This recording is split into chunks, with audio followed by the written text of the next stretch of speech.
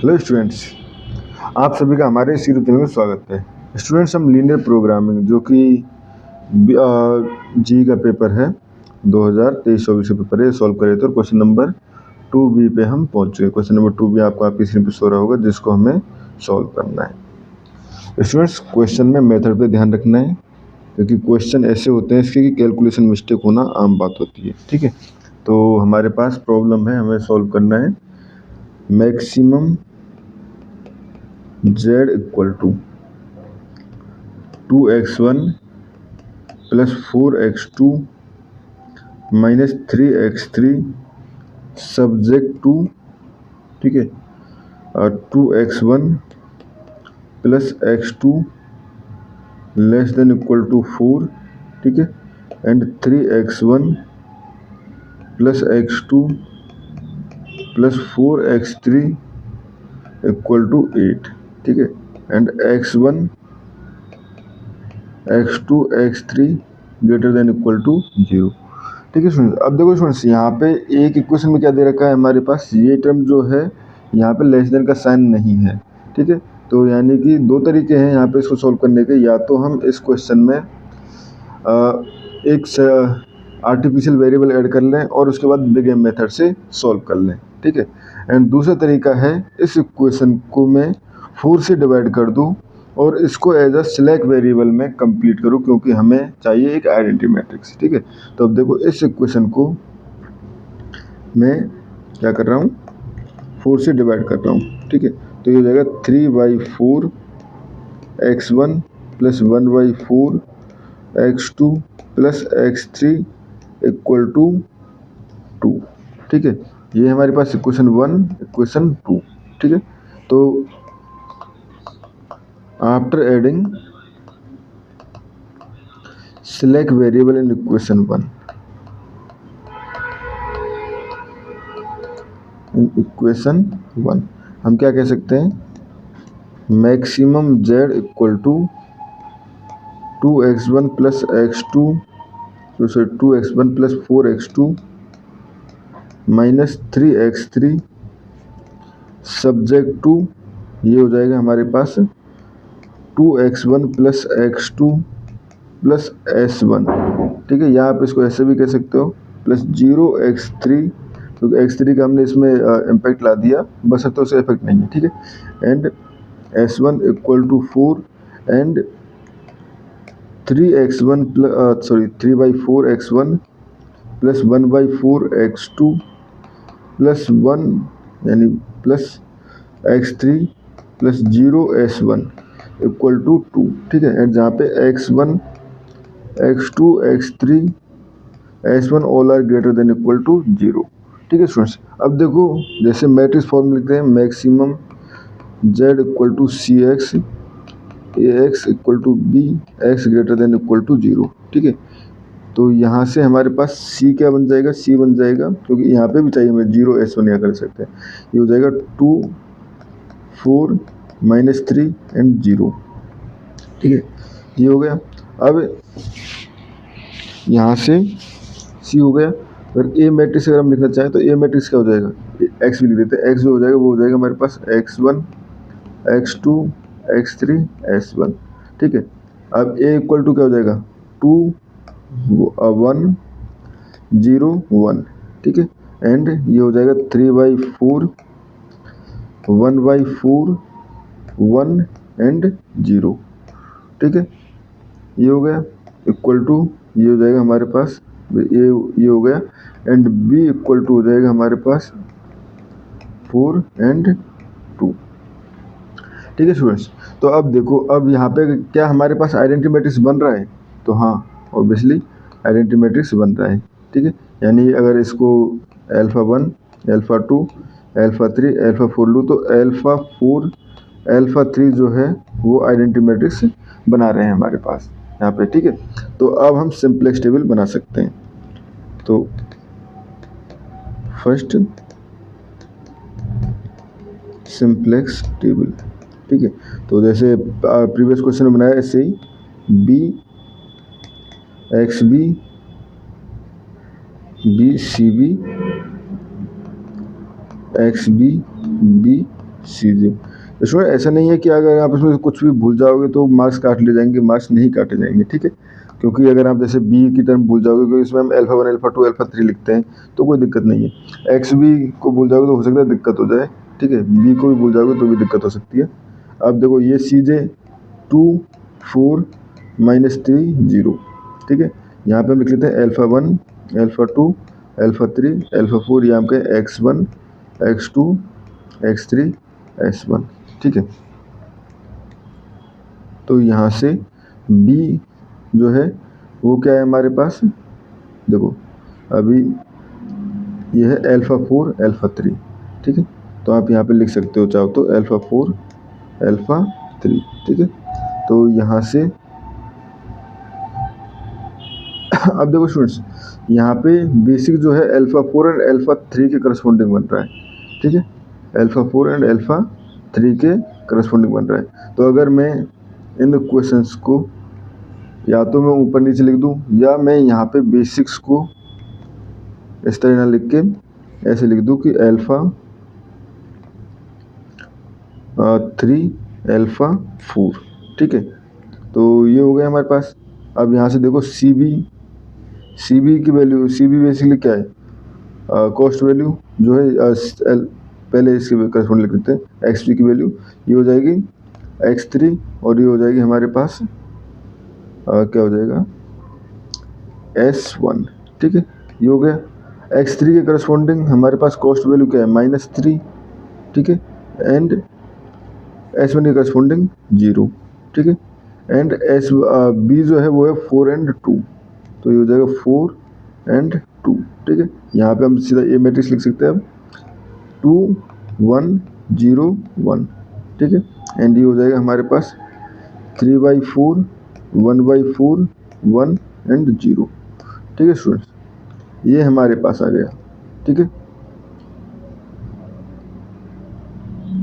ठीक है स्टूडेंट्स, यहाँ से ओके। तो s1 इक्वल टू 4 आना चाहिए था, यहाँ हमने गलती की है स्टूडेंट्स। यहाँ पे हमें देखो s1 इक्वल टू 4 आना चाहिए था, बट यहाँ की करस्पॉन्डिंग s1 इक्वल टू 2 है, तो यहाँ पे हमें इनको चेंज करना पड़ेगा, ठीक है। ये बेसिक वेरिएबल के करस्पॉन्डिंग ही बनेंगे। ये हो जाएगा हमारे पास अल्फा 3, ये हो जाएगा अल्फा, फिर अल्फा 4 अल्फा 3, अल्फा 4 अल्फा 3, ठीक है। तो यहाँ से ये टर्म बन जाएगी हमारे पास अल्फा 4 के करस्पॉन्डिंग s1, और ये है x3, ठीक है। अब देखो बेसिकली ये क्वेश्चंस मैंने वेरीफाई करा के देखी है, ये वाली इक्वेशन, या हम कहें ये वाली इक्वेशन। तो इस वाली इक्वेशन में जैसे s1 ऐड कर दिया हमने, तो इक्वल टू ये क्या बन रहा था 4, यहाँ पे देखो। तो यहाँ पे x1 x2 0, तो s1 इक्वल टू 4 होना चाहिए था।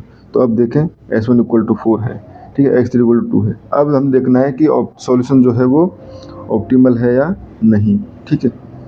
और बेसिक तो अल्फा 4 और अल्फा 3 ही अब बेसिक मैट्रिक्स बना रहे हैं, ठीक है। अब देखना है सॉल्यूशन ऑप्टिमल है या नहीं। तो ZJ minus CJ equal to CB XB minus CJ, ठीक है। तो -3 इंटू 2 -6, ठीक है। एंड माइनस ये हो जाएगा -8, ठीक है। एंड -3 इंटू -1 ये हो जाएगा -3, और ये हो जाएगा -3 एंड -4, तो हो जाएगा -7, ठीक है। ये हो जाएगा हमारे पास 3, ये तो 0 होना चाहिए था, और इसमें ये भी चेंज होगा ना, CB के करस्पॉन्डिंग S1 के करस्पॉन्डिंग, हाँ ये भी तो चेंज होगा, क्योंकि S1 के करस्पॉन्डिंग कॉस्ट वैल्यू जो है वो 0 है, और ये है -3x3 के करस्पॉन्डिंग, ठीक है। तो ठीक है, ये हो गया। अब यहाँ से 0 इंटू 2 ये हो गया -3 इंटू 3/4, तो ये हो जाएगा -9/4 -2, ठीक है। तो कितना होगा ये हो जाएगा -17/4, तो ये हो जाएगा -17/4, ठीक है। और इधर हो जाएगा -3/4 -4, तो ये हो जाएगा 16 एंड -19/4, ठीक है, -19/4, ठीक है, ये 0 0, ठीक है स्टूडेंट्स, ये हो गया। ये छोटी मोटी मिस्टेक्स ही नहीं करनी है हमें, अदरवाइज पूरा क्वेश्चन जो है गलत हो जाता है, ठीक है। अब यहाँ पे देखना है मोस्ट नेगेटिव ये है, ठीक है। और लीविंग वेक्टर के लिए वही हमें b/xij, जहाँ पे xij ग्रेटर देन 0 होगा। तो अब देखो 4/1 तो ये हो जाएगा 4, ठीक है, एंड 2/1/4 तो ये हो जाएगा हमारे पास 8, ठीक है। यानी ये हमारे पास लीविंग वेक्टर बन जाएगा, यानी S1 इसमें से लीव करेगा, ठीक है, S1 लीव करेगा और x2 एंटर करेगा। तो फिर से टेबल बनाएं, b cb xb b cj,